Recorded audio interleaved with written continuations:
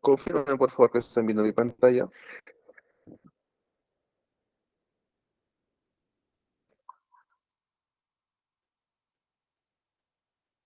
Aranza, ¿están viendo mi pantalla? Aún no, doctor, no se ve.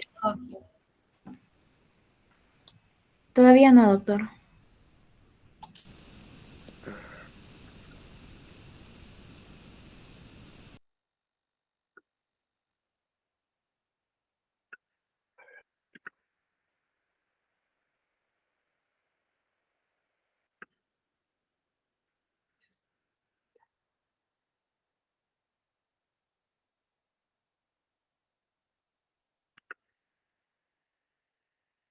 Y ahora sí, ¿no? Ahora sí se está viendo, doctor. Ya, perfecto.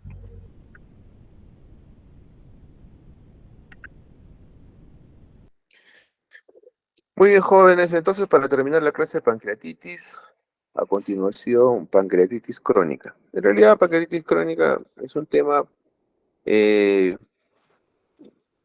que no se ve mucho, no es muy frecuente, bien, pero aún así debemos tenerlo siempre en consideración dentro de los eh, diagnósticos en los pacientes con dolor abdominal crónico.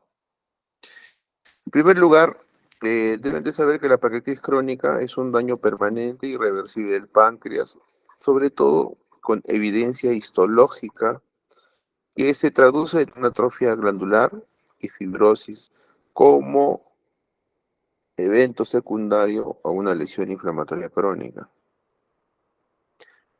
Una incidencia muy baja, entre 5 a 10 casos nuevos anuales por cada 100.000 habitantes. La verdad es que aquí en Tacna, hasta el momento, creo que he visto solo una pancreatitis en el tiempo que tengo como médico. O sea, una pancreatitis crónica. La prevalencia es de 30 a 40 por 100.000 habitantes. Y una incidencia, en este caso, es mayor en varones que en mujeres. Acordémonos que en los casos de pancreatitis aguda es más frecuente o hay una mayor incidencia en mujeres. La edad pico de incidencia es entre los 50 y 70 años y usualmente es de etiología alcohólica. Entonces, hay dos tipos de pancreatitis, una por causas calcificantes, otra por causas obstructivas. La forma más frecuente es la calcificante, por ende, el método más fácil de diagnóstico es mediante una radiografía simple de abdomen. En una radiografía simple de abdomen se puede ver las calcificaciones, ¿no es cierto? Igual que una tomografía. Entonces, podemos ver un páncreas bien formadito, pues así, por hallazgo a un paciente con dolor abdominal. Ustedes le piden como parte de su diagnóstico diferencial una radiografía abdominal, se logra ver el páncreas, muy probablemente una pancreatitis crónica. Dentro de las causas obstructivas están los tumores, las estenosis y los problemas congénitos como el páncreas diviso. Entonces, en adultos, la forma o la etiología más común es el alcoholismo crónico y en niños la fibrosis quística.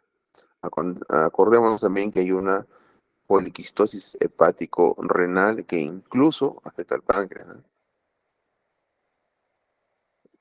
Bueno, y hay un porcentaje que no se determina la etiología. Por lo menos no se logró determinar por qué ocurrió esta inflamación crónica.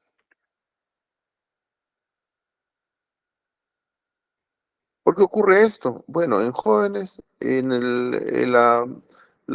uso de alcohol pues genera la activación de las enzimas intracelulares, hay un enlentecimiento intracanalicular, precipitación proteica, dilatación de conductos, atrofia de acinos, fibrosis y calcificación de los tapones proteicos. Y esto a su vez, por éstasis, lastima, daña el tejido pancreático. Como ya decíamos, en las causas idiopáticas no se sabe. Hay causas dietarias por una malnutrición proteico-calórica, hay una pancreatitis tropical, probablemente por alimentos tóxicos. Hay bastantes alimentos que pudiera generarnos esto, por ejemplo, ¿no? La dieta con algunos tipos de hongos que son tóxicos. Hiperlipemias, en cuanto a causas genéticas, hay pancreatitis hereditaria y la fibrosis quística. Entonces, miren todos los factores que están asociados al desarrollo de pancreatitis crónica. En primer lugar, el alcohol. Van hasta los fármacos, ¿no? Genéticos, ahí están las mutaciones genéticas. Causas autoinmunitarias. Hay causas recurrentes, ¿ya? Y hay causas obstructivas. Dentro de ellas, miren, la obstrucción ductal por litiasis tipo coledocolitiasis o litiasis en el Wilson, ya puede producir pancreatitis crónica. Y unas causas de orden muscular, cuando se comprometen los músculos del esfínter de Oddi.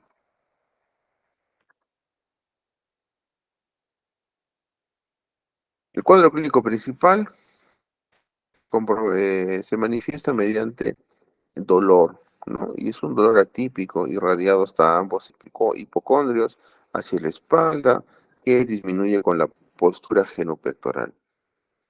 No responde a antiácidos. Acuérdense que en la clase anterior hablábamos sobre el efecto o la forma de evaluación mediante la respuesta clínica al tratamiento. Pues si nosotros tenemos la sospecha de que un paciente puede tener una gastritis y que no mejora con el uso de antiácidos, vamos a pensar que no es gastritis, ¿no es cierto? Una de las cosas que debemos de considerar en el diagnóstico diferencial es pancreatitis crónica, por ejemplo, ¿ya? Entonces, cuando el dolor disminuye de intensidad, ¿ya?, de una pancreatitis crónica, puede ser signo de que la glándula ya no está, que ya no hay glándula, está completamente perdida. Otra de las causas es la anorexia, ¿no? Y hay muchos pacientes que por causa de la pancreatitis crónica hacen un tipo de diarrea, ¿no? ¿Por qué? Porque hay una insuficiencia pancreática exocrina, ¿ya? ¿Ya? No hay enzimas pancreáticas y las enzimas pancreáticas hacen, hacen una, imposibilita la absorción de lípidos y estos generan diarrea finalmente, ¿no? ¿Cómo se llama esta diarrea? Se llama esteatorrea. Acordémonos que los alimentos que contienen, mejor dicho, las grasas contienen cierto tipo de vitaminas, ¿no? ¿Cuáles son las vitaminas que están contenidas en grasas? Las liposolubles. ¿Cuáles son las vitaminas liposolubles? La A, D, E, K, ¿no es cierto? Entonces, el déficit de absorción de grasas produce, por ende, un déficit de absorción de estas vitaminas A, D, E, K, y por ende, las manifestaciones clínicas relacionadas al déficit de las mismas. En casos muy avanzados, cuando hay pérdida también de los islotes de Langerhans, hay diabetes mellitus, ¿no? Puede producirse cetocidosis, hipoglicemias, ¿no? Neuropatías pues, favorecen por el alcohol y la malnutrición, ¿m?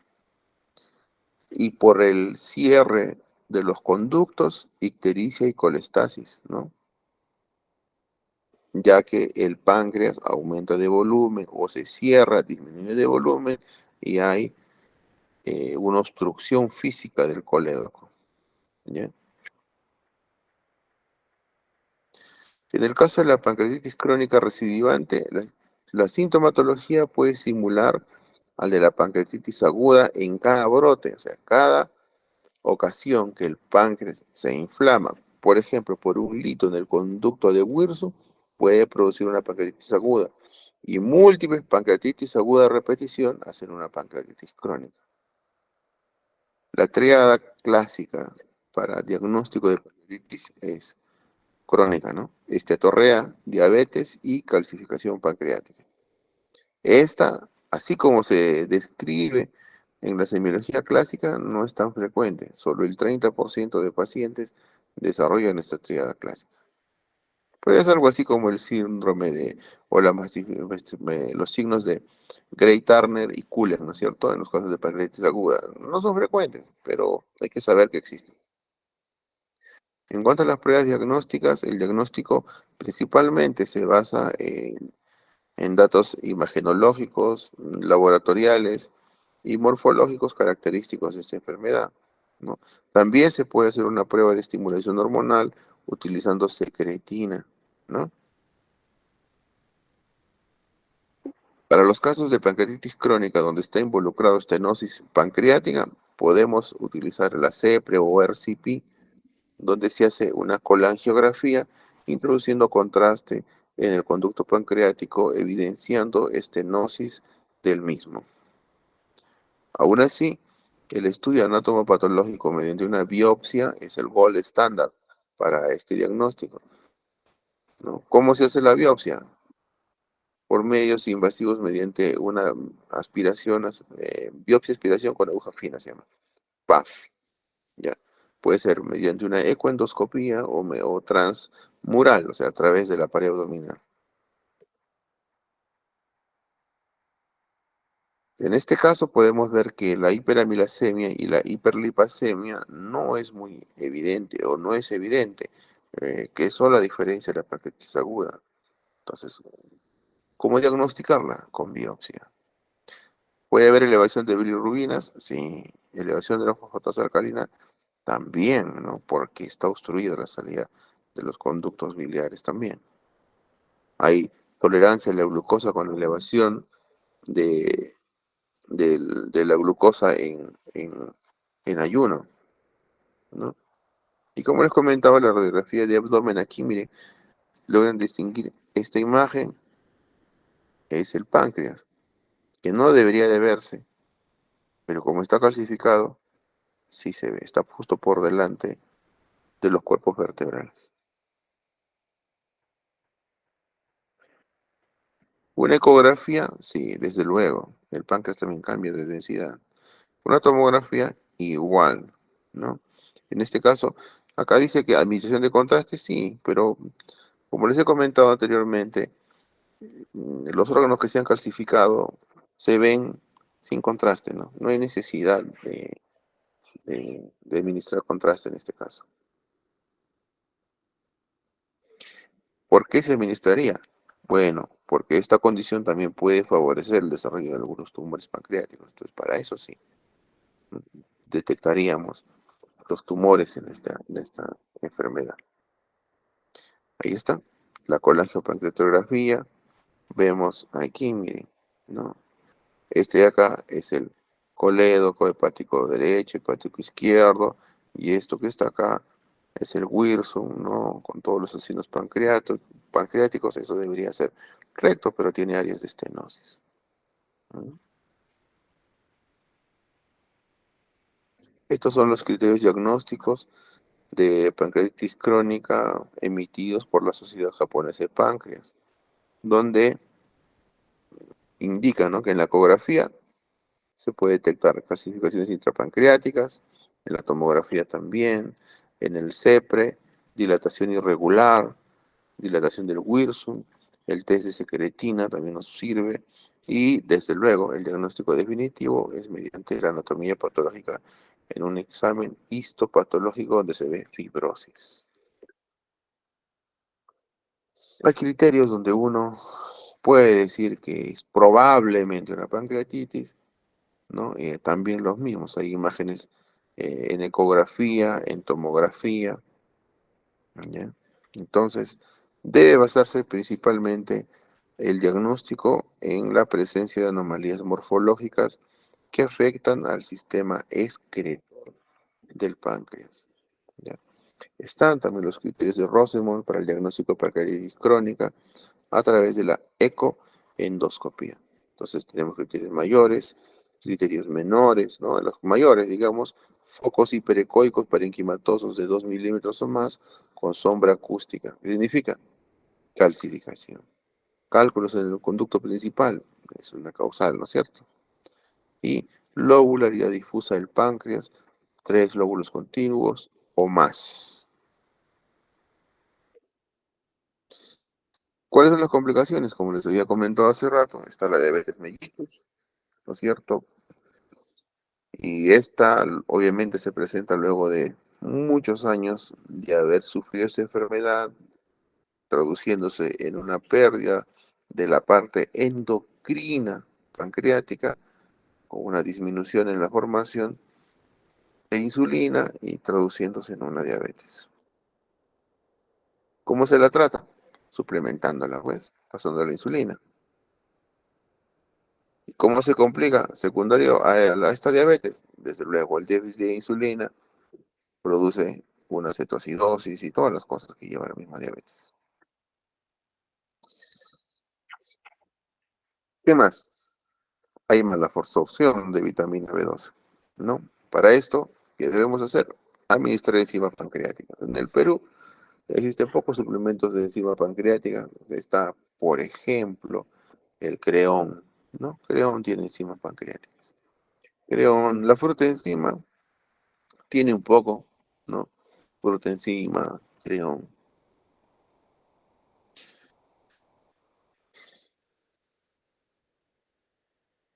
Puede haber una colestasis o una colestasis es, por ejemplo, la obstrucción en la salida de bilis, ¿no? El diagnóstico clínico, que eso se traduce finalmente en una ictericia. Puede existir, desde luego. Puede haber una fístula pancreática externa, también. Es una complicación inusual, pero sí está descrito, ¿ya? ¿Por qué? Porque después de realizar procedimientos quirúrgicos para drenar pseudoquistes, queda pues la persistencia de esta fístula, porque sigue habiendo inflamación, no cesa la inflamación, sigue generando formación de líquido y ahora que tiene ese orificio, persiste la salida, entonces nunca cierra. Hay pseudoquistes, los pseudoquistes pancreáticos como consecuencia de una pancreatitis aguda crónica, ¿no? Estos pseudoquistes se resuelven, sí, pero muchas veces necesitan manejo quirúrgico para drenaje. Todo paciente que ha sido sometido a drenaje quirúrgico siempre tiene efectos secundarios, ¿ah? Yo he visto pacientes que han quedado después del manejo quirúrgico del pseudoquiste con diabetes o con hipertensión portal. ¿M? Hay una complicación también muy importante que es la trombosis venosa esplénica, hay que tener cuidado, ¿no? Este también puede producir una hipertensión portal. El diagnóstico principal es mediante una arteriografía. ¿Cómo se trata? Realizando una esplenectomía. En el caso de que la etiología sea alcohólica, el tratamiento es simplemente suprimir el alcohol. No hay más, no hay más. Alcohol, analgésicos, dieta baja en grasa para que no haya mucha esteatorrea, pero ya saben que se debe suplementar el paciente con las vitaminas que no está absorbiendo. Y en el caso de insuficiencia pancreática exocrina, suplementar con enzimas pancreáticas. El octreótido sí funciona, es un poco, ayuda a disminuir la secreción pancreática y esta, por ende, evita pues el, el dolor, la inflamación y todo eso, ¿no? Pero tiene su alto costo, ¿no? El octreótido tiene un costo muy alto, ¿no? No se utiliza usualmente. El tratamiento endoscópico, sí, sobre todo para pacientes que tienen obstrucción, ¿no? Donde utilizamos RCP, CEPRE, ¿no? Canulamos el conducto de Wirsum y realizamos una dilatación o una esfinterotomía de lo ODI cuando hay una oditis crónica y se pasa, mejoran mucho. Litotripsia, extracción de cálculos.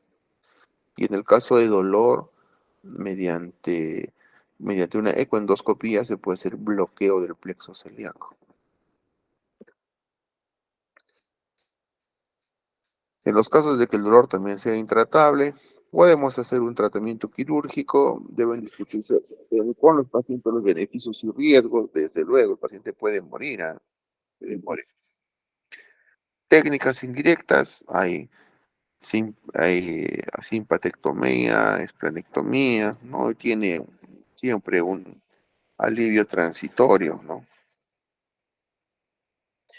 Se puede hacer derivaciones, ¿no? Distintos tipos de post-op, de Duval, con ellas, pues, son mucho más fáciles que las resecciones y tiene una menor morbimortalidad.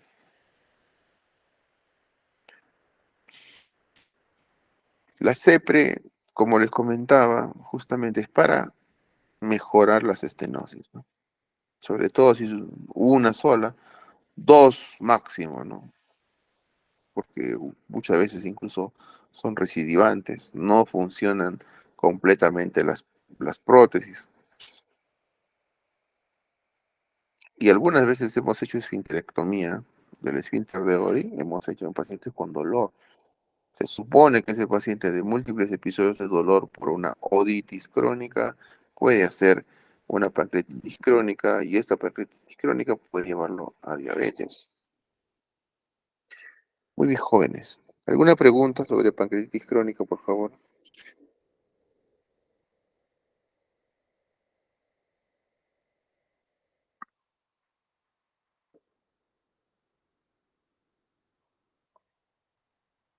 ¿Me escuchan?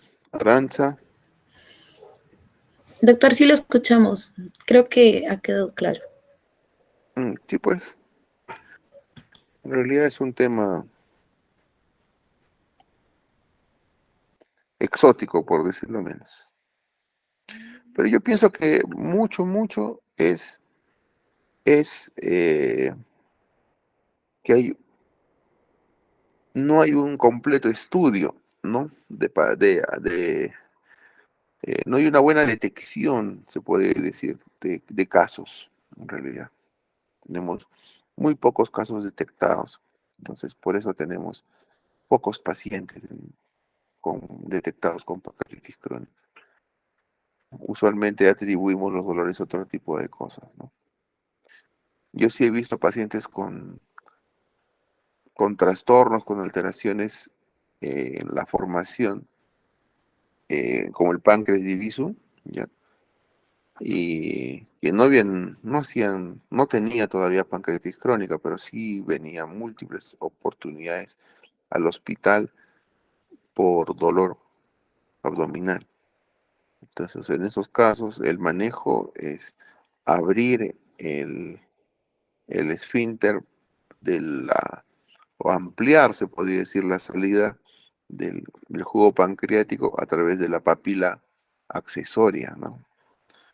Como recordarán que el páncreas es unión de dos partes, ¿no? Migran dos partes y se unen, cabeza y cuerpo y cola, migran de dos zonas distintas y se unen, ¿no? Y al momento de unirse deberían de formar un solo conducto, pero a veces esto no ocurre y la cabeza tiene un conducto y cuerpo y cola tiene otro conducto y ahí nace el problema, ¿no? Entonces hay dificultades en la salida del jugo pancreático y eso produce pancreatitis crónica. Entonces hay que abrir los conductos para que pueda drenar adecuadamente y superar, ¿no?, la obstrucción. En este caso nos ayuda mucho la sepsia. Muy bien, ahora vamos a desarrollar la última clase que toca conmigo, que es el de tumores del aparato digestivo. ¿Ya? Es una clase amplia, ya, pero en realidad es una clase importante, muy importante. Bueno, hablemos de las generalidades primero.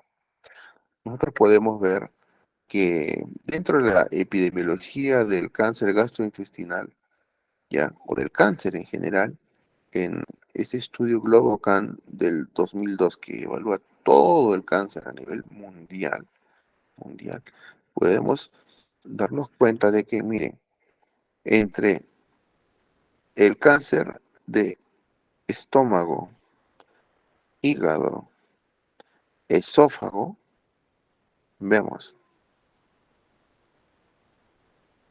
hígado, estómago y esófago, vemos más de la cuarta parte del cáncer. ¿Ah? Igual, colon, estómago, páncreas. ¿Mm? O sea, los cánceres tienen gastrointestinales, representan un número importante en sí de todos los cánceres a nivel mundial, ¿no? Miren, este estudio, que es del registro de Lima Metropolitana, veamos, miren, el cáncer de estómago, sitios de cáncer más frecuentes, ¿no? En ambos sexos, estómago primero, la incidencia y la mortalidad. ¿Mm? Están los de colon, hígado, vesícula biliar. Aún así yo pienso que colon, hígado y vesícula biliar no debería estar aquí abajo, debería estar más arriba. Pero dentro del 94 y el 97 la técnica endoscópica no era tan frecuente como ahora. Y ahora sí podemos detectar. De hecho, yo detecto casi un cáncer de estómago y colon a la semana, por si acaso. Entonces hablemos sobre el cáncer gástrico, que es el primero. Entonces ustedes saben que el cáncer gástrico puede tener distintas orígenes en diferentes células, ¿no?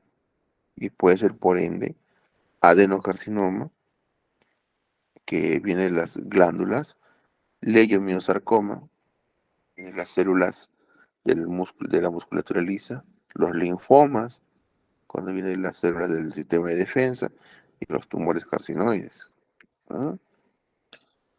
Entonces son distintas células, cada célula produce un tipo de cáncer. Ya. Entonces veamos, miren acá, la edad y sexo. Entonces vemos que en la literatura, miren el pico este, desde los 44 años más o menos, desde los 50 años hasta los 84 años es la prevalencia, ¿no? La mayor incidencia de cáncer gástrico. Pero miren, empiezan inclusive desde los 12 años, 20 años. Yo aquí en Tacna he visto pacientes desde los 30 años. Por eso para mí, una endoscopía debe hacerse desde los 30 años en todo paciente con dispepsia. Pero la literatura actual en países anglosajones habla de que el cáncer debe estudiarse desde los 50 años. Me parece que estamos cortos, debe bajarse la edad.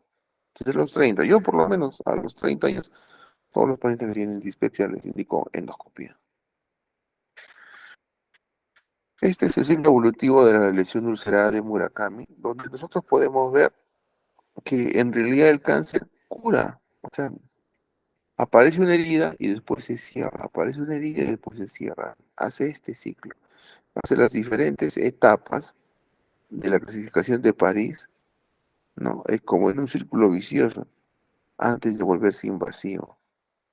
Llega un punto en el que ya no cierra y se invade y simplemente, pero aún así el cuerpo siempre trata de cerrar esa lesión. Pero llega un punto en el cual ya no, es irreversible. Y vemos las úlceras, los tumores avanzados tipo Bormann, ¿no? Bormann 2, 3, 4. Antes de que se llegara a este punto de la ciencia, no se sabía por qué los tumores, cómo evolucionaban a volverse úlceras, tumores elevados. Pero en Japón se ha estudiado mucho el cáncer de estómago. Pienso que el mundo le debe mucho a Japón en el estudio del cáncer de estómago. Ha habido un estudio en Japón que se llamaba el National. Este estudio, prácticamente a todo paciente con cáncer gástrico, le retiraban todo el estómago. Y ahí se logró determinar la secuencia, cómo era la evolución de los tumores. Se encontraron tumores en distintos tipos de secuencia y se logró por primera vez determinar qué tumor evolucionaba en qué forma. Fueron miles y miles de estómagos en estudio, ¿no? De esto, Murakami estableció que la ulceración péptica puede producirse tanto en la mucosa cancerosa, ¿no? como en la que presenta malignidad y que el ciclo evolutivo, en la que no presenta malignidad, y que el ciclo evolutivo se produce igual, pudiendo finalmente llegar a la cicatrización. ¿Bien? Entonces, ¿qué más debemos de saber? Que la mucosa evoluciona en el tiempo, se va dañando y va evolucionando hasta cáncer gástrico, de una gastritis crónica a una con atrofia focal, atrofia difusa total, de ahí hace metaplasia tipo 1, tipo 2, después tipo 3, hace displasia moderada, o sea, leve, moderada, displasia severa y cáncer gástrico temprano y luego cáncer invasivo. Esa es la secuencia, la torre de crecimiento hacia el cáncer. ¿Cómo se clasifica? Miren esta clasificación de cáncer gástrico avanzado, Borman 1, 2, 3, 4 y ahí existe el Borman 5 o inclasificable, ¿no? Todos estos, todos estos Borman son cánceres avanzados, ¿ya? Avanzadísimos, avanzadísimos. Son de la verdad que ya no tenemos mucha opción de tratamiento más que quirúrgica, ¿no? Y quimioterapia, ¿no? Son casi, casi paliativos, ¿no? Son tumores así, tipo polipoides en forma de hongos ulcerados, infiltrativos, ¿no? Todas esas son formas graves. Bueno, ahí está la descripción precisa. Pero nosotros, miren la cantidad de 1.444 pacientes, la cantidad de pacientes que vemos en estado Borman, 95% se clasifican en Borman y solo 5% clasificamos como early cáncer, como early, cáncer gástrico temprano. ¿Saben cuál es la diferencia de un Borman y de un early cáncer? El Borman es un cáncer, se puede decir, que tiene tratamiento prácticamente solo paliativo. En cambio, el early cáncer, yo lo puedo detectar con el endoscopio y retirarle el cáncer con el endoscopio y el paciente queda sin secuela, curación completa, ¿no? Entonces, ¿cómo hacemos el diagnóstico de early cáncer? A los pacientes principalmente que llegan sin síntomas. Ese es el objetivo de la evaluación o de la valoración endoscópica del estómago en pacientes con dispepsia. ¿Qué es un early cancer? Ahí está, ¿no? ¿Dónde está acá? Aquí. La discusión, miren, esta definición es dada por el doctor Barreda, ya que en este momento el doctor Barreda es el jefe del servicio del Instituto Nacional de Enfermedades Neoplásicas, Servicio de Gastroenterología. Un médico brillante en ese sentido, ya sabe muy bien detectar el cáncer gástrico. Pienso que el Instituto Nacional de Enfermedades Neoplásicas es un referente a nivel sudamericano en el manejo y detección del cáncer. En este sentido, el doctor Barreda ha sabido ayudar muy bien en la definición de estos temas. En este caso, en uno de sus tesis, ¿ya? Define esto, ¿no? ¿Qué cosa es un cáncer temprano? ¿Ya? Es, la discusión de si un carcinoma con metástasis ganglionar debería ser incluida en la categoría de early fue ardua, ¿no? Pero se tomó en cuenta el criterio de los internistas, el cual consideró que la palabra early indicaba la posibilidad de resección quirúrgica completa con excelente pronóstico y no implicaba una dimensión en el tiempo, lo cual ha sido ampliamente refrendado por lo que se hace inclusive un símil entre la palabra early y curable. O sea, un early cáncer se puede curar, ¿ya? Entonces, un early cáncer o un cáncer gástrico temprano, ¿no? El cual invade la mucosa o la submucosa sin consideración de la presencia o ausencia de metástasis ganglionar. Si él ha invadido mucosa o submucosa, ya es un early cáncer. Si es que invadió o no invadió por vía, digamos, hematógena o linfática, un ganglio eso no entra en consideración, solamente es la invasión de mucosa y submucosa. ¿Ya? Pues aquí vemos en este sentido, ya se utiliza otro tipo de clasificación, ¿no? Entonces, aquí dos clasificaciones idénticas prácticamente, una es la clasificación de París y otra clasificación japonesa, ¿ya? Entonces, está 01P, 01S, ahí está 01, 02A, 02B, 02C, ¿no? A elevado, B plano, C deprimido y 03, que es ulcerado, excavado. Prácticamente igual, 1, 2A, 2B, 2C, es prácticamente lo mismo. Entonces, ya, ¿por qué va esta imagen de acá? Porque miren, estos de acá son clasificaciones de tumores early, tumores tempranos. El tratamiento endoscópico de resección o mucosectomía, o sea, para el cáncer, ¿ya? Puede ser equiparado con una cirugía convencional, como haberle retirado completamente el estómago, ¿ya? Y tiene tasas de sobrevida altísimas, de 5 a 10 años, alto. Aún así, hay clasificaciones, ¿no? Para el tratamiento de la quimioterapia en el caso de adenocarcinoma, ¿no? Cuando son operables, estadio T1N0 puede considerarse tratamiento endoscópico o una resección limitada, ¿no? Hay ocasiones en las cuales se clasifica como operable, pero necesita una quimioterapia o de frente cirugía y después quimioablación, quimioterapia y quimioablación, ¿no? Y cuando hay metástasis ya no se opera, ¿no? Solamente quimioterapia paliativa. Entonces ahí endoscópicamente metes la mucosa gástrica antral, prácticamente no se veía, ¿no es cierto?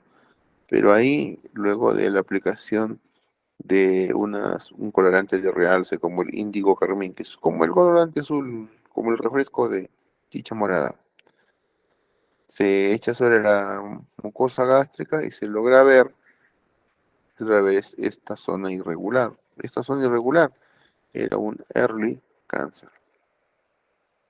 ¿Qué es lo que se hace? Miren, se pinta primero, se define dónde está, se determinan los límites y se marca los límites, se inyecta una solución líquida para elevarlo, se corta y se retira con una polipectomía. Listo, ese es el tratamiento. Una disección mucosa. No solamente, no todo es triste en el cáncer de estómago, también tenemos noticias buenas, que son los factores protectores, ¿no? Del estómago. ¿Con qué protegemos nuestro estómago? Con la dieta, lo que nos metemos por la boca. ¿Con qué? Por ejemplo, con alimentos verdes, vegetales verdes, amarillos, ¿no? Que tienen antioxidantes, betacarotenos, ya, té verde, vitamina C, ¿no? Antioxidantes que tengan polifenoles, ¿no? En distintos niveles tienen sus acciones, ¿no? Antes de llegar al carcinoma.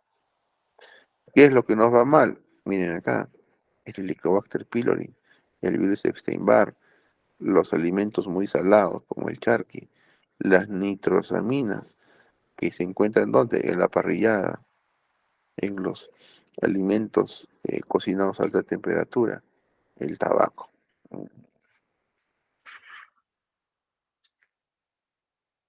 ¿Y qué hace el Helicobacter? Justamente, el Helicobacter es uno de los factores que nosotros podemos dar tratamiento adecuado y evitar que el Helicobacter genere su daño y por ende prevenir, prevenir el desarrollo de del cáncer gástrico. ¿Por qué? Porque el Helicobacter produce un daño del ADN, una fractura de los cromosomas, Estos producen inestabilidad cromosomal y una pérdida de factores supresores de la activación de oncogenes, ¿no? O sea, detiene, el Helicobacter detiene la expresión de los supresores de los oncogenes.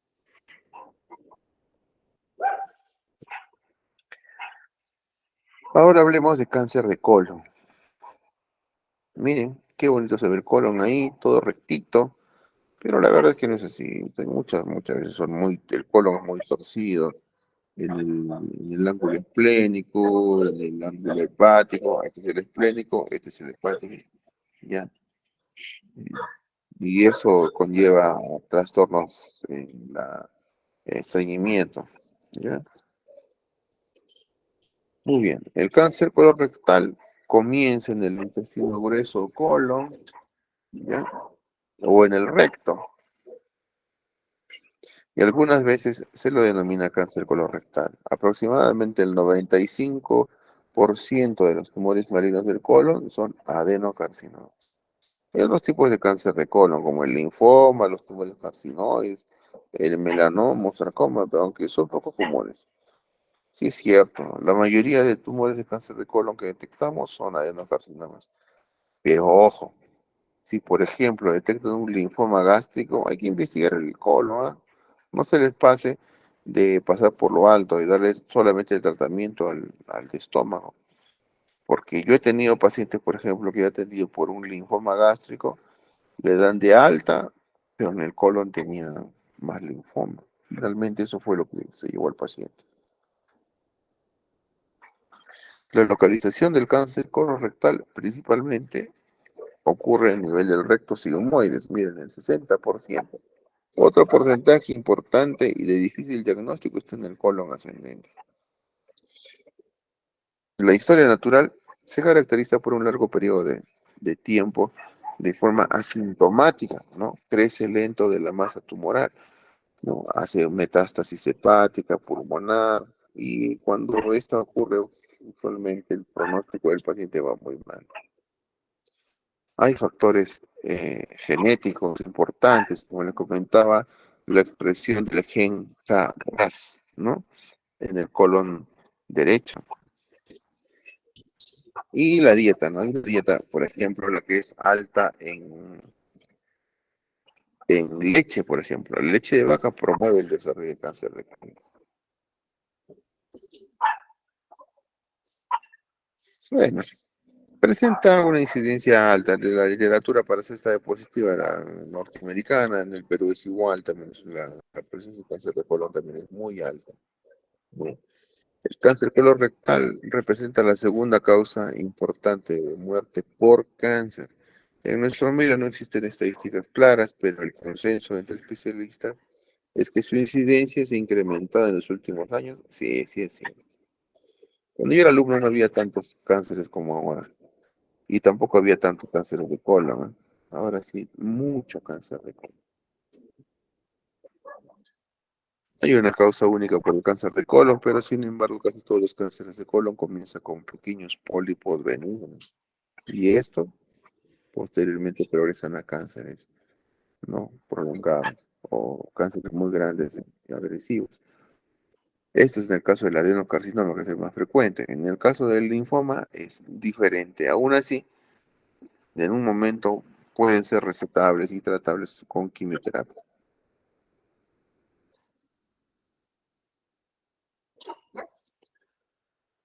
¿Quiénes tienen mayor riesgo de desarrollar cáncer?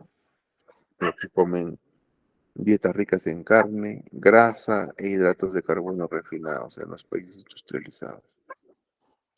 Y hay menor riesgo en los países con elevado consumo de fibra dietética.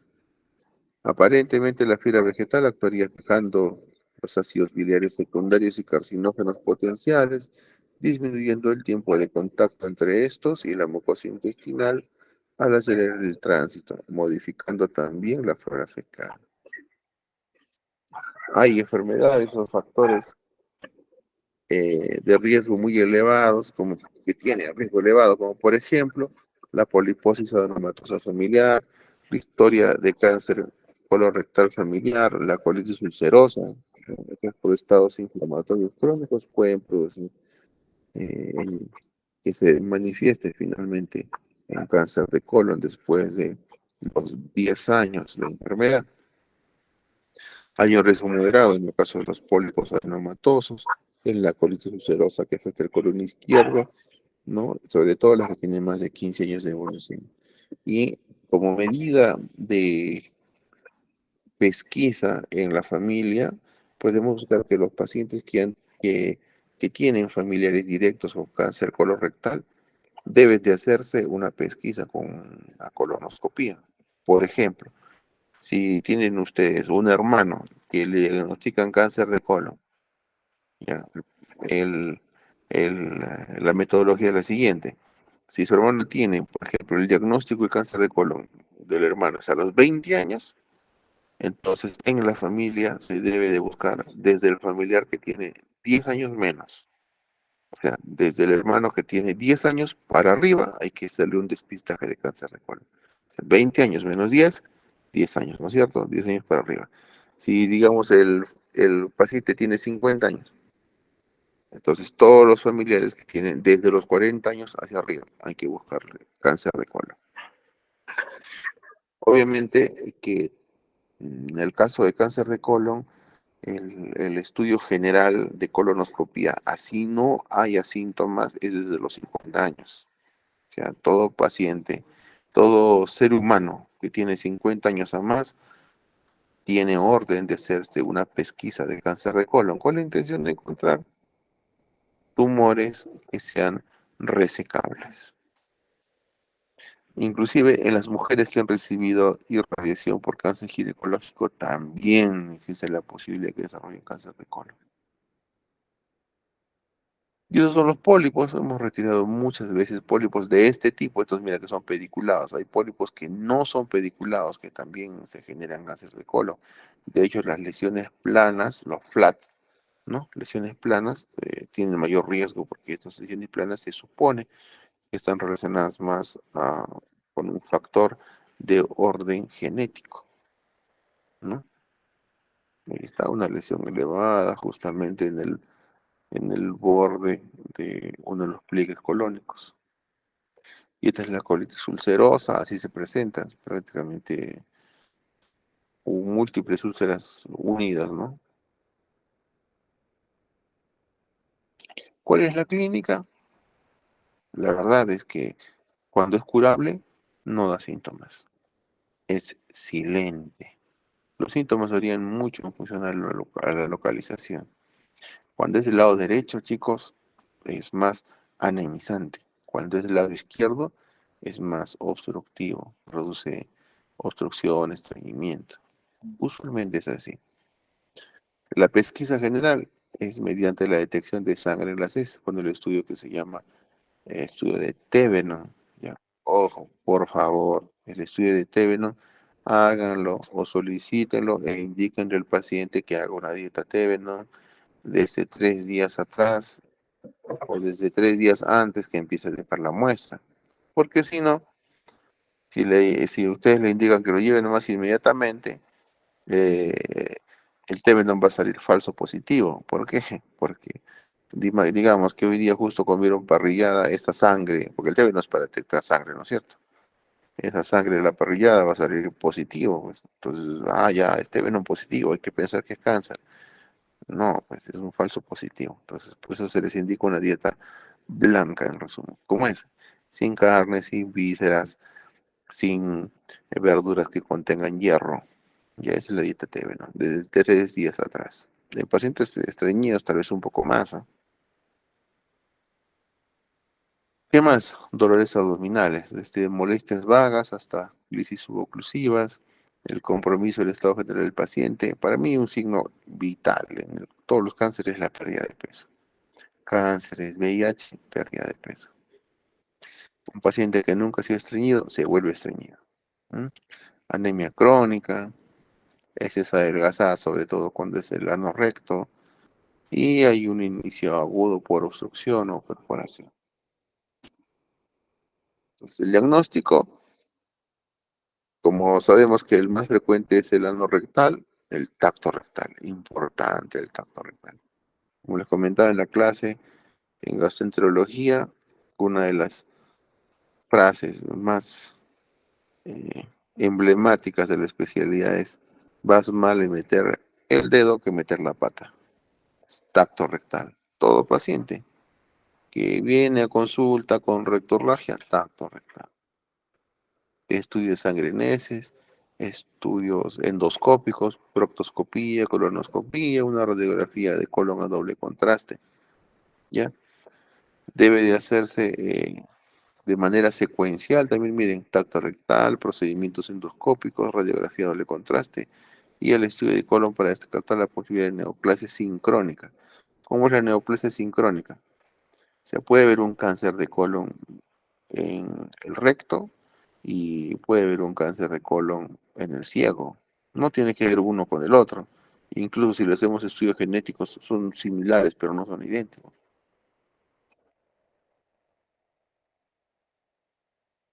Entonces ahí podemos ver una radiografía de colon contrastado. Y aquí podemos ver, miren, este es un pólipo. ¿Ve? Este es un pólipo. ¿Mm? Este es un pólipo. Aquí vemos, ¿dónde está? El puntero, acá está. Una estenosis, ¿no? Signo de manzana mordida. Miren, acá está completamente el colon abierto y aquí está cerrada la luz. Ese es un signo de manzana mordida. La colonoscopía y la proctoscopía. Proctosigmoidoscopía es el nombre. Y podemos ver unas lesiones, miren, estas lesiones neoplásicas en el colon. Este lado es la luz intestinal y acá está la lesión que está protruida, ¿no? Lesión exofítica. Protruida, en medio ulcerada, de bordes mamelonados, pero aún así bien definida. Igual, lesiones elevadas, con protrusión, de bordes mamelonados. Este es un Bormann 2, ¿no? Cuando se pierde el borde, Bormann 3. ¿Ve?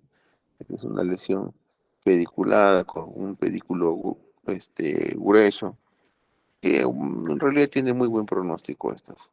Se les coloca un lazo o si no un endoclipaje y luego se corta por sobre la zona de endoclipaje. Una vez hemos hecho esto en clase práctica, hemos tenido pacientes que les hemos retirado sus pólipos. El tratamiento básicamente depende de la etapa, ¿no? Si es chiquito, es polipoidal, bueno, se le puede retirar el pólipo, ¿no?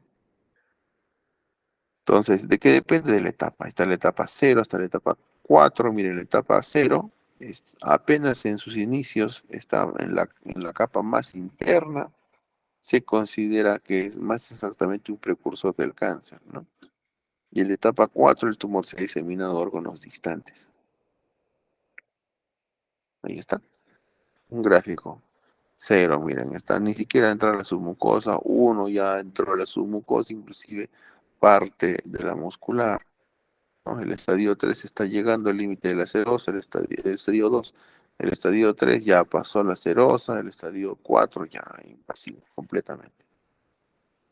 Mm, con compromiso de órganos a distancia.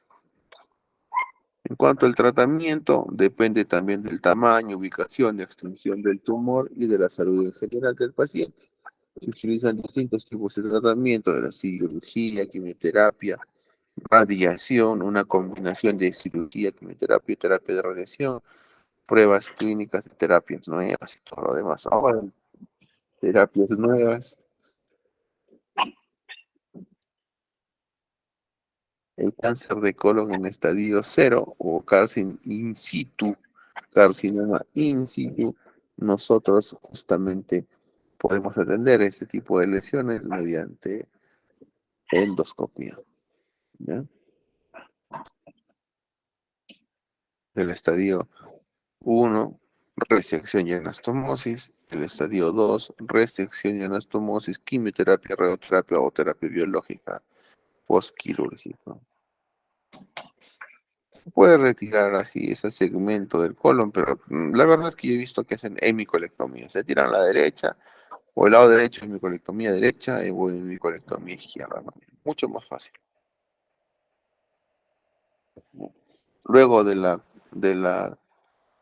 manejo quirúrgico se pone una bolsa de colostomía temporalmente o a veces de manera definitiva si es que la lesión está muy distal, ¿no?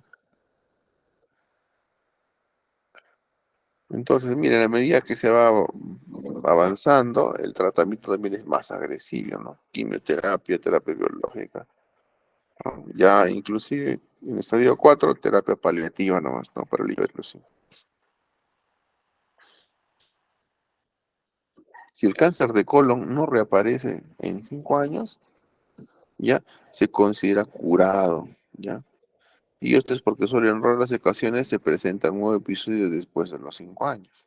¿M?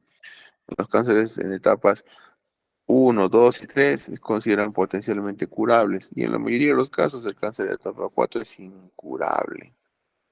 ¿M? En la etapa uno tiene una supervivencia de casi 90% a los 5 años, ¿no? 90%. En la etapa 2 el 75 al 85%, en la etapa 3 el 40 al 60%.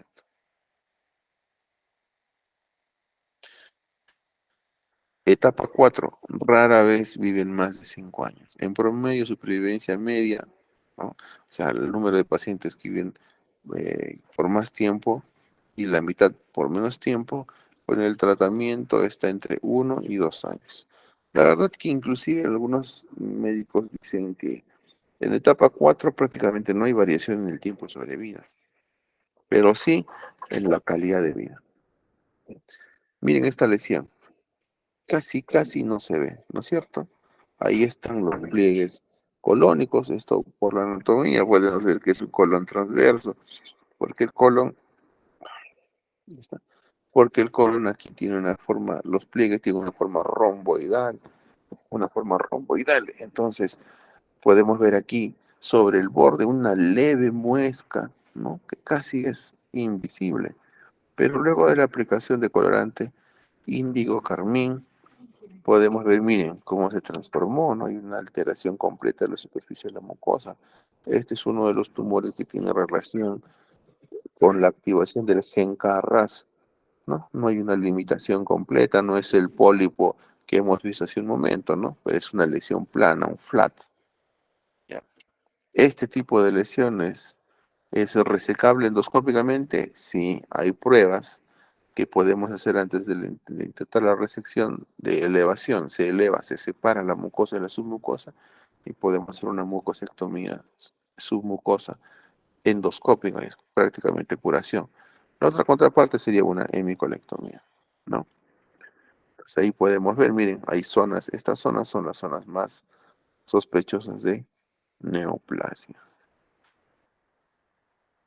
Muy bien. Por si acaso, este tipo de detección y tratamiento lo hacemos nosotros en el hospital, ¿ah? Esto no es que nivel 4, nivel 5, nosotros tenemos la capacidad de hacer eso.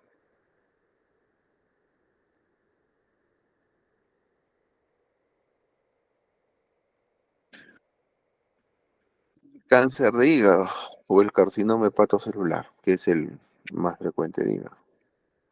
Entonces, miren, ahí podemos ver, miren cómo el hígado se llega a tornar con tumoraciones dentro del hígado, ¿no? Es una visión en vivo, ¿ya? Podemos ver múltiples lesiones tumorales dentro del paciente abierto con unas separaciones, separadores. Entonces, nosotros primero tenemos que ver la distribución del hepatocarcinoma, ¿no? Miren nosotros, mister Perú, nuestro mapa está bien delimitado, ¿ah? ¿Por qué todo el resto está en azul? Y nosotros estamos en amarillo, porque tenemos una alta incidencia. Alta incidencia, ahorita vamos a ver por qué.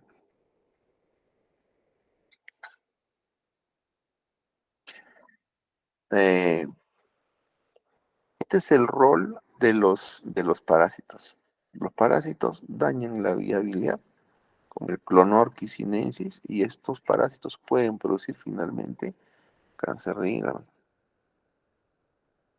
Hay alimentos como las aflatoxinas, como los alimentos que cuando nosotros comemos cosas hongueadas, ¿ya? Con hongos, como el Aspergillus flavus, estos tienen aflatoxinas que nosotros no detectamos, ni siquiera sentimos, pero que en orden acumulativo produce cáncer de hígado.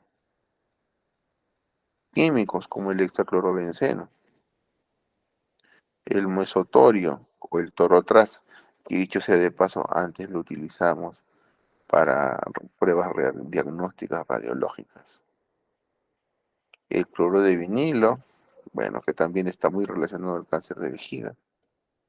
Las nitrosaminas, ahí está, parrillada, está caja china, está cordero al palo, todo eso que se come en familia, en conjunto, así, carne expuesta a alta temperatura, forma nitrosaminas, donde está todo el sabor, ahí justamente. El arsénico, bueno, y el virus de la hepatitis B. Ese es nuestro problema en el Perú. Que causa cirrosis hepática, sí. Bueno, la verdad que la cirrosis hepática puede tener muchos causales, ¿no? Virales, alcohólicos, etc, etc. ¿Ya? Y las hormonas sexuales, como los andrógenos. Entonces, ¿cuál es el patrón clínico de la carcinoma hepatocelular? Ahí vemos la edad de 35 años en promedio, el sexo, los hombres es 1.1 y la mujer es 1, es más frecuente en hombres, el diámetro de tumor es 17.4, el valor de alfa-fetoproteína 21.000 nanogramos, es operable o no es operable en el 15.4%, es resecable 47%. Entonces ahí vemos cuál es la prevalencia de marcadores de hepatitis B y C.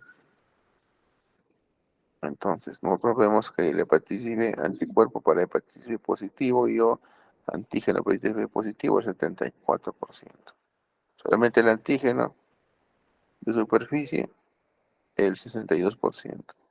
Y el antihepatitis C, 0.7%. En realidad, es un estudio antiguo, ahora es mucho más prevalente la hepatitis C, porque antes no lo buscábamos, ahora sí lo buscamos. Pero, ¿cómo se da la infección por hepatitis B? En primer lugar, hay varias formas de presentarse. Ya. Una persona se expone a la hepatitis B, el cuerpo lo puede atender adecuadamente, reacciona de manera adecuada, el sistema inmunológico puede erradicar el virus. En este caso, el antígeno está negativo y el anticuerpo está positivo. Pero si no logra controlar el virus, se vuelve en un portador crónico sano. En este caso, el antígeno está positivo y el anticuerpo también está positivo. Y algunas veces no es un portador sano, sino es un portador crónico activo. O sea, acá tenemos transaminasas elevadas. Entonces, el antígeno está positivo, el anticuerpo está positivo también, pero tiene marcadores como las transaminasas elevadas, ¿no? Miren, este portador crónico sano puede ser cualquier persona y está contagiando. Y va a contagiar durante toda su vida a mucha gente. Y como es altamente contagioso, contagia hasta con el beso. Ahí para todos los besucones. Se contagia con el beso y también se pueden llevar una hepatitis C, hepatitis B. Y hay los que hacen hepatitis B fulminante, ¿no? Se mueren. En cambio, en la hepatitis C, el tema es más, ya está. Se expone a la hepatitis C y puede erradicar el virus y está el antihepatitis C positivo. O sea, que después el RNA polimerasa está negativo. Ya, si es que hay o no hay carga viral. ¿Sí? Carga viral negativa. También hay portadores crónicos sanos, ¿ya? Y portador crónico activo. En estos finalmente terminan en cirrosis. Ahí está. El antihepatitis B, hepatitis C positivo, el RNA polimerasa positivo. Ambos casos. Y también hay una hepatitis C fulminante.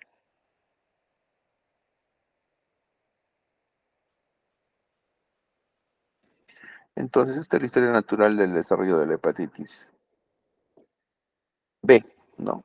Está el necrosis, una inflamación crónica, hacen su fibrosis, hacen una hiperplasia regenerativa, y ello conduce a la cirrosis. Y la cirrosis, en un porcentaje, al cáncer. Pero la forma más dramática de contagio, definitivamente es la transmisión vertical. Esta que se da, pues la vertical es de madre a hijo, ¿no es cierto? Esa. Y esta era la más frecuente en el país. En el segundo gobierno de Alan García se hizo la eh, se puede decir, se instaló la estrategia sanitaria para vacunación para la hepatitis B.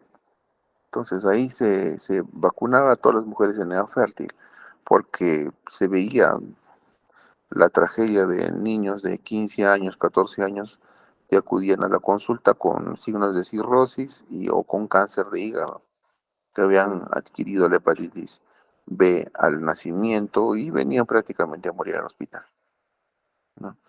Y estas mamás seguían contagiando al resto de sus hijos y a sus parejas y todo lo demás. Entonces, para romper la cadena de transmisión, se tuvo que vacunar a todas las personas en edad fértil, ¿no? ¿Dónde ocurrió esto? Mucho más en el centro del país y en toda la selva del país, ¿no? Ahí había mucha prevalencia de hepatitis. Sigue habiendo todavía, ¿ya? Pero, digamos, como la hepatitis B tiene vacunación, entonces tiene el esquema completo de vacunación, no debería haber problemas.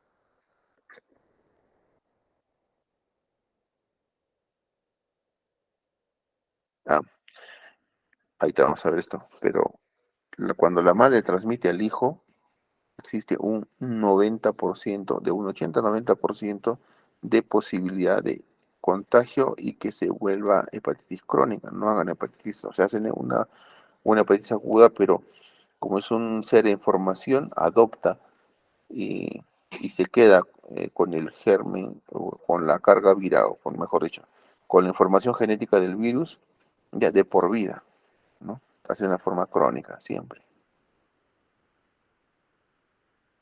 Entonces, usualmente un adulto no hace forma crónica, llega a una forma crónica solo en un 10%. En cambio, en un neonato, un 98%. ¿Mm? Tuve portador crónico.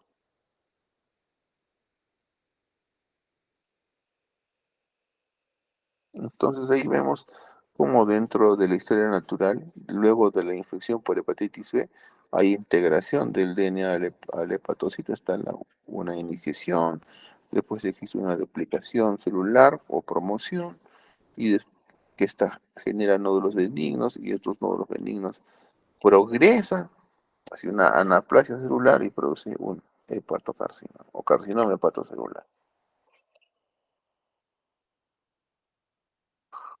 El valor del tamaño, el tamaño del tumor está muy relacionado al valor de alfa-fetoproteína. ¿Ya? Miren en meses cómo trepa el, el valor de alfa-fetoproteína y el tamaño del tumor, ¿no? Y después se eleva de manera logarítmica, invade a otros órganos. Sistema nervioso central, piel, hueso, pulmón, y ya está. Jaque mate.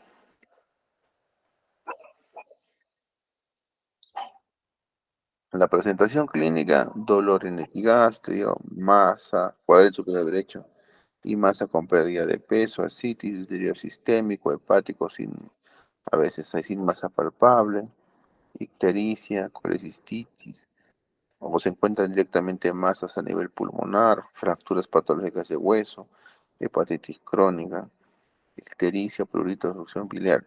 Ojo, o en el caso de las fracturas patológicas del hueso, si estas ocurren a nivel de la columna dorsal o del cuerpo vertebral dorsal lumbar, en varones tenemos que buscar primero cáncer de próstata, por si acaso. Y también hay descubrimientos accidentales en caso de necropsia, miren, de 68 pacientes. Miren esa imagen. Esta es la imagen que veíamos antes en el Perú. Mira, este niñito no tiene ni 7 años, ya, pero prácticamente parece una película de terror, con circulación colateral, ascitis, emaciación, completamente delgado, con casi atrofia completa de la musculatura de miembros inferiores y superiores, ¿no? Sin posibilidad de sobrevida.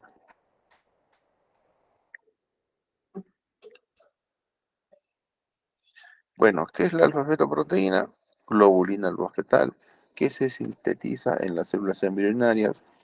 El suero de pacientes con carcinoma hepatocelular, usualmente los niveles sobre 50 nanogramos por mililitro, bueno, indica presencia de neoplasia. También se elevan otro tipo de carcinomas embrionarios, teratoma maligno de la gónada. Sí, se eleva. Ya. Hay elevaciones menores durante el embarazo, poshepatectomía y también poshepatitis viral. El 10 al 15% de carcinoma hepatocelular no secretan alfa-fetoproteína, por si acaso. Miren el tamaño del hígado, o mejor dicho, de ese tumor de hígado.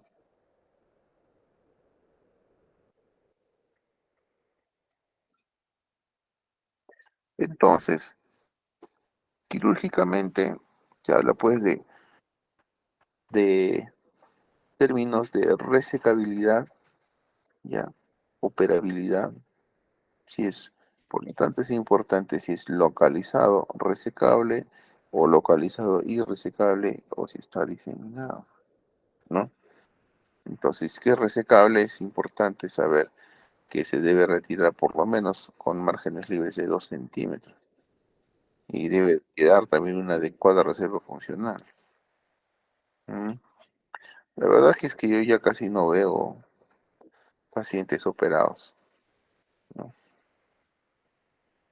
¿Cuándo es irresecable? Cuando anatómicamente es imposible, pues.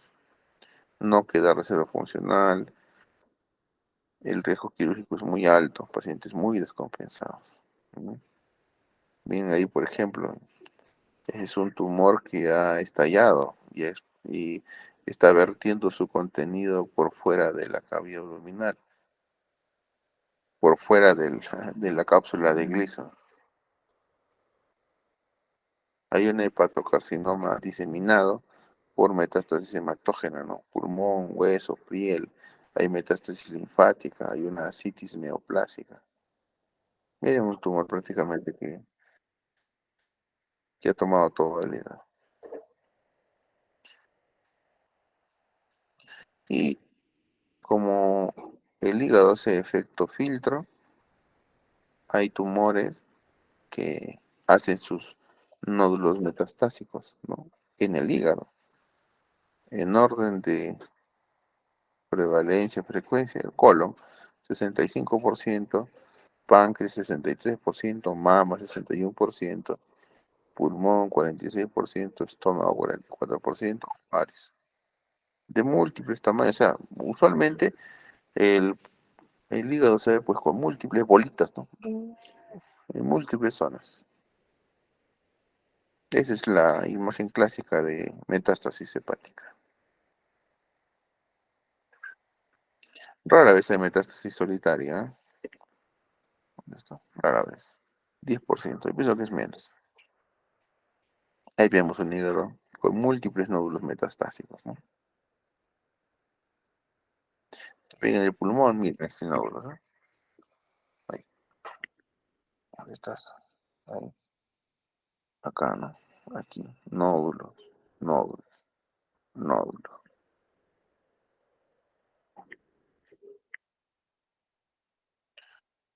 ¿Con qué se debe diferenciar? ¿Con qué hay que hacer el diagnóstico diferencial? Con todas las lesiones benignas, malignas, extrahepáticas, ¿no? Dentro de las benignas, el absceso hepático, el quiste hidatídico, los quistes solitarios, ¿no? Actualmente los quistes solitarios de hígado son quistes de orden benigno porque son quistes hepáticos simples, ¿no? Esto que tienen en su contenido bilis, la gran mayoría. Otras enfermedades quísticas son, por ejemplo, la hidatidosis, ¿no? De eso se debe diferenciar. Miren la operabilidad y resecabilidad del hepatocarcinoma, es un estudio del INEM. El 77% es inoperable. ¿M? El 12% es irresecable, o sea, entre el 77 más 12 son 89%, no se puede hacer nada. Nada. El 11% solo puede tener tratamiento. ¿M?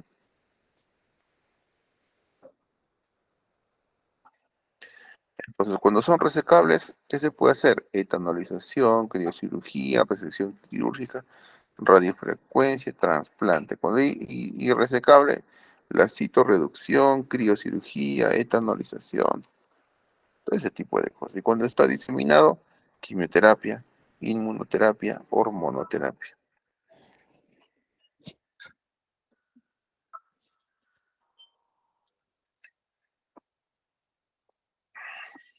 La hepatectomía es el tratamiento de elección en el caso de un carcinoma hepatocelular.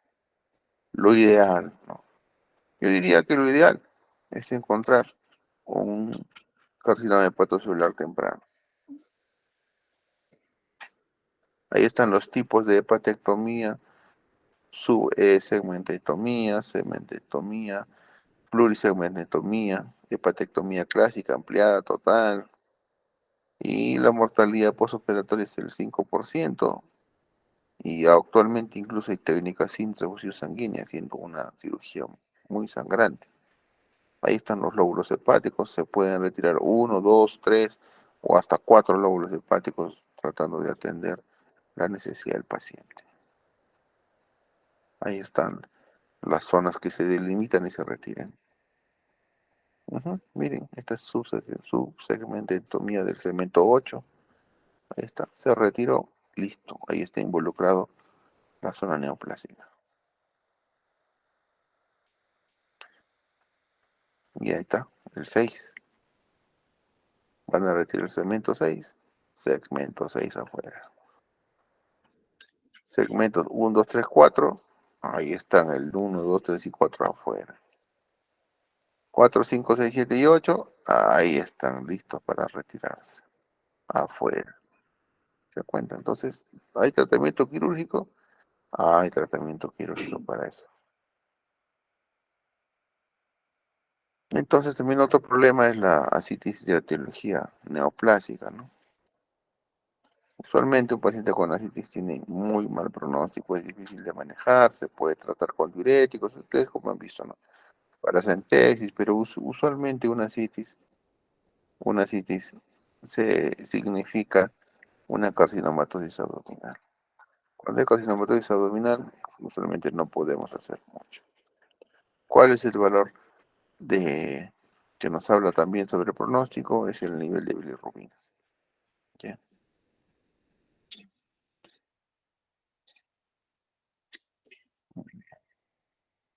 Cada vez la técnica se ha ido puliendo más y mientras menos efusión sanguínea ha habido, es mejor. Significa que la técnica está mucho mejor desarrollada. ¿Ya? Una sobrevida del hepatocarcinoma luego de la resección, miren cómo va disminuyendo, disminuyendo la sobrevida.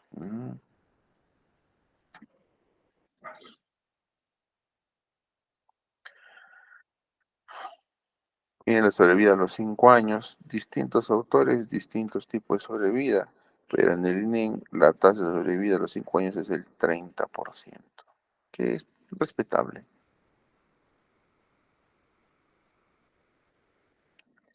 Cada doctor tiene una resección, una sobrevida, un porcentaje de sobrevivencia más o menos similar, ¿no? 33, 20, 26, 31, todos por ciento del 30%.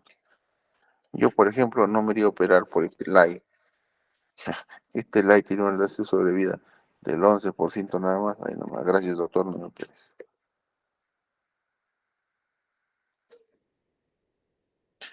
¿Cuáles son los factores pronósticos luego de la resección? El tamaño del tumor, si hay o no hay cirrosis. O sea, hay o no hay reserva funcional. ¿Mm? Hay carcinoma hepatocelular mínimo cuando es menos de 2 centímetros. El tratamiento para esta lesión, por ejemplo, sería una etanolización o alcoholización. Se le dice pequeño, el que tiene menos de 5 centímetros, y se dice grande si es más de 5 centímetros. Ha ido achicándose cada vez más, usualmente es asintomático, ¿no? El diagnóstico es por screening en grupos de riesgo con ultrasonido o alfa-fetoproteína, como por ejemplo, ¿cuál es un grupo de riesgo? Los pacientes con cirrosis. Por eso les comentaba, a todo paciente con cirrosis se le debe de hacer su ecografía cada 6 meses, buscando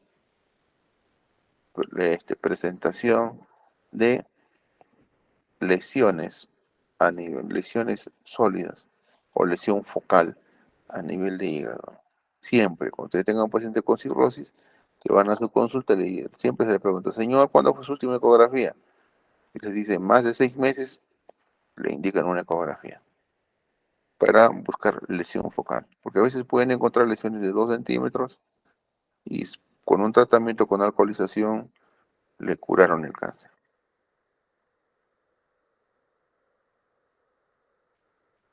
Ahí está. Sobrevía del hepatocarcinoma luego de la resección quirúrgica. Está la cirrosis, que puede generar hepatocarcinoma también.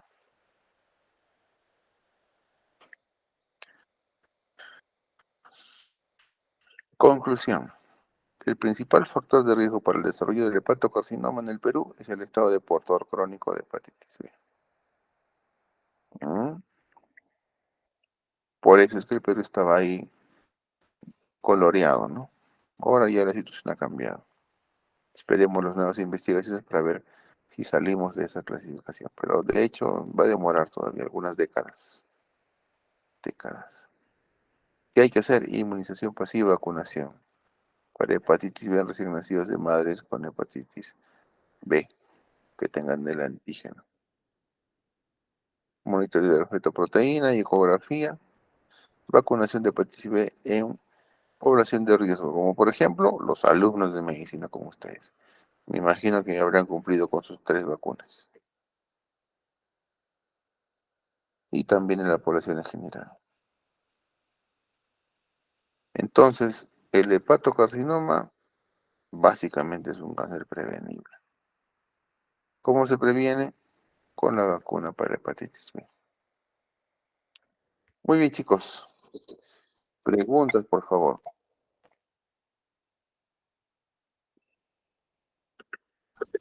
Doctor, una consulta. ¿Cuánto del hígado se puede reseccionar y cuáles son los criterios para delimitar la extirpación? Hay varios criterios, pero usualmente se ubica, por término general, el 50% de la masa hepática puede ser resectada. Pero actualmente los criterios se basan en estudios de arteriografía hepática, ¿ya? Entonces, ahora incluso dejan pacientes con sobre el 30% de la masa hepática funcionante.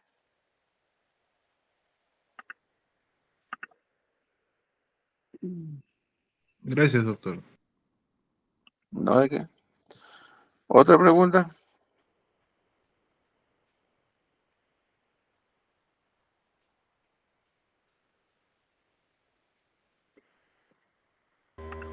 Doctor, buenas noches. Usted mencionó que la leche de vaca, puede producir el cáncer, ¿no? Es un, es un favor es un factor a favor del desarrollo de cáncer de colon. ¿Y por qué actualmente siguen como que recomendándola? Porque, por ejemplo, dicen que es muy nutritiva para los niños y todo eso. En todo caso, sería mejor ya no consumirla. Así es. Mira, la ciencia cada vez va determinando que la vaca, bueno, que la leche de vaca es útil en nuestra nutrición hasta cierta etapa y después de ella ya no es útil ya.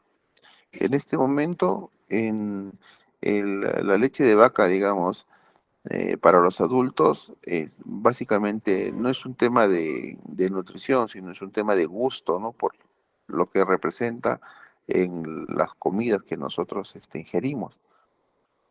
¿Por qué podemos decir que ya no es tan necesaria la leche de vaca? Porque, digamos, si tú evalúas a nivel internacional en qué países hay más osteoporosis, pueden ser determinados que en los países donde no se consume leche de vaca hay menos osteoporosis. Y en los países donde se consume leche de vaca hay más osteoporosis. ¿Cómo puedes explicar eso? Aparentemente hay proteínas transportadoras del calcio que las ingerimos junto con la leche. Y esas proteínas transportadoras tienen un rol tal que nos retira calcio de los huesos. Aparentemente eso estaría pasando. Después, ¿qué más? Hay varios cánceres que están relacionados al consumo de leche, ¿no? Entonces, básicamente, en este momento ya es un tema de orden económico, porque si nosotros dejamos de consumir, a ver, miren, lo que está produciendo enfermedades a nivel mundial, el azúcar, la harina y la leche. Y evaluamos quiénes son los que venden más azúcar, harina y leche. La gloria, ¿no es cierto? ¿Cuánto representa la venta de productos lácteos a nivel mundial para las grandes multinacionales? Un montón de plata. Los productos que tengan exceso de azúcar y de harina, otro montón de plata. Y eso es lo que produce el síndrome metabólico, la diabetes, finalmente los cánceres, los problemas cardiovasculares a largo plazo. Entonces, ¿qué es lo que deberíamos de ingerir? Dietas con alto valor, con bajo valor glicémico, ¿no? Grasas buenas, palta, incluso hasta la grasa de cerdo, lo que es mejor que la harina, ¿no? Si tú te pones a analizar y dices, a ver, ¿cómo el ser humano cuántos años tuvo que transformar su metabolismo para ser el animal que somos ahora? ¿No? Son miles de años, ¿no? Y nosotros hemos tenido un cambio dietético en los últimos, ¿cuántos? ¿100 años? Ya, digamos, ya, 200 años. En los últimos 200 años nuestro cambio dietético ha sido abrumador, de tal manera que actualmente nosotros podemos tener carbohidratos y dulces en cada esquina de cada barrio, ¿no? Por un sol tenemos un caramelo, 4 panes, y con eso ingieres un carbohidrato que rápidamente se va a transformar en glucosa y va a pasar eso a nuestro torrente sanguíneo. Antes no era así. Si tú querías un dulce, tenías que ir y buscar un panal de abejas, ¿no? Y comer miel o comer una fruta. Tú querías energía, tenías que comer una carne de algún animal, una carne seca, comer verduras o comer granos y con eso funciona tu metabolismo. Pero ahora no, hay demasiada azúcar. Y al haber demasiada azúcar, el cuerpo necesita que el páncreas funcione más. Y al haber más insulina, hay mayor problema. ¿Te das cuenta? Entonces yo pienso que la leche sí ha tenido un rol importante en el ser humano, en el desarrollo del humano para invadir distintos pisos ecológicos, ¿no? Él tenía su proteína, que era andaba con su vaquita, que le daba leche y tenía un nutriente, ¿no es cierto? Que le permitió cruzar desiertos, ir a zonas inhóspitas, ¿sí? Tenía su vaquita que comía verduras y que le daba su proteína. Eso ya pasó ya. Es más, para que eso ocurra, incluso el ser humano ha tenido que hacer una alteración genética y tener la capacidad de consumir leche en la adultez, porque el ser humano, de manera natural, solamente puede consumir leche en la niñez. Después pierde la capacidad de formar lactasa. Le da intolerancia a la lactosa por déficit de lactasa. Es la forma natural, ¿ya? Por eso que la leche al adulto, a algunos adultos les cae mal, es la intolerancia a la lactosa. Pero ha tenido que hacer un cambio genético, evolutivo, para seguir formando lactosa durante su adultez y poder seguir consumiendo leche durante su adultez. ¿Ya? Entonces, eso ha ocurrido para que el ser humano sobreviva, ¿no? Y evolucione como animal, ¿no? E invada todo el planeta. Pero en este momento ya no es necesario. Y la leche está haciendo ahora un efecto secundario, ¿no? Un efecto colateral, se puede decir, ¿no? Que está favoreciendo algunos tipos de la aparición de algunos tipos de enfermedades. Así es, eso está pasando. ¿Alguna otra pregunta?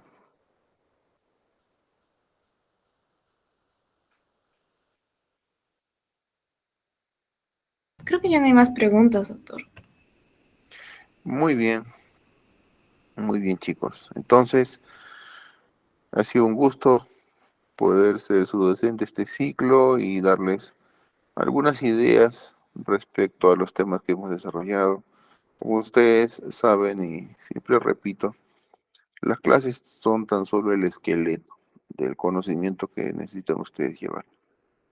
A partir de este esqueleto que ustedes han recibido, tienen que estudiar independientemente cada tema, ampliarlos en los libros, no para el examen, para ustedes, porque finalmente ese conocimiento les va a servir para dilucidar y poder llegar a los diagnósticos que van a curar a sus pacientes.